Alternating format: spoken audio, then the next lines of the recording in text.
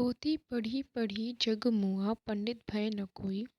एके आखिर पीव का पढ़े सो पंडित होई। प्रस्तुत साखी में कबीर ने प्रेम की महानता को रेखांकित किया है। कबीर को लगता है कि संसार में प्रेम ही श्रेष्ठ ज्ञान है। जो प्रेम के महत्व को नहीं समझ पाते उनके लिए यह संसार व्यर्थ है।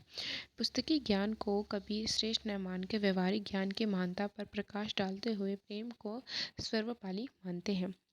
कस्तूरी कुंडली बरसे मिग्र ढूंढे बन माही, ऐसे घटघट राम है दुनिया देखे नाही।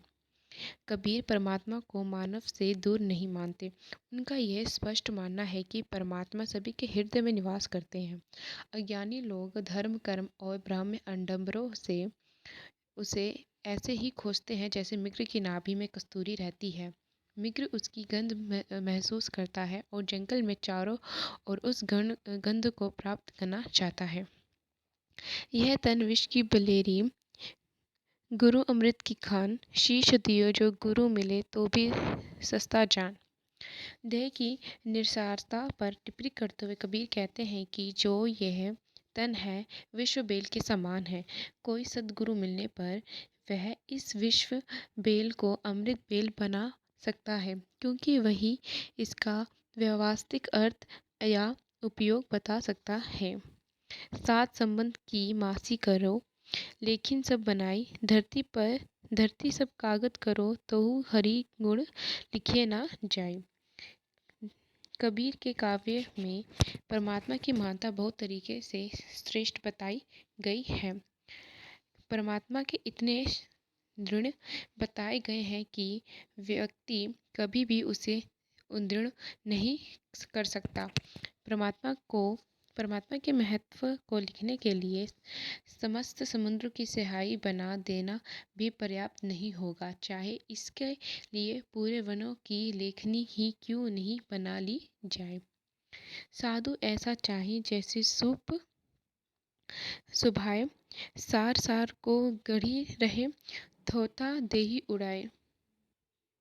संत कबीर ने साधुओं के स्वभाव की तुलना अनाज और स्वच्छ करने वाले सूप से की है।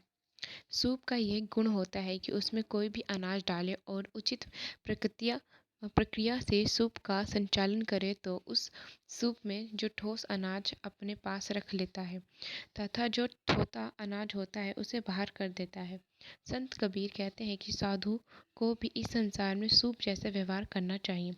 जहाँ भी और जैसा भी गुण संत स्वभाव के अनुरूप प्राप्त हो उसे ग्रहण कर लेना चाहिए तथा गुणों को अम्बलिम त्याग देना चाहिए।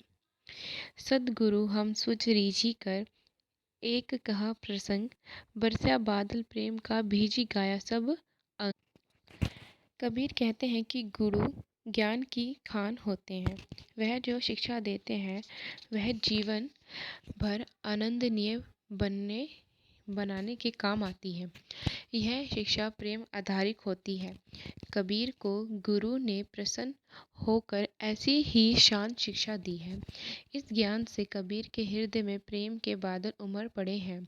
इससे उनका तन मन प्रेम जल से भीग गया है।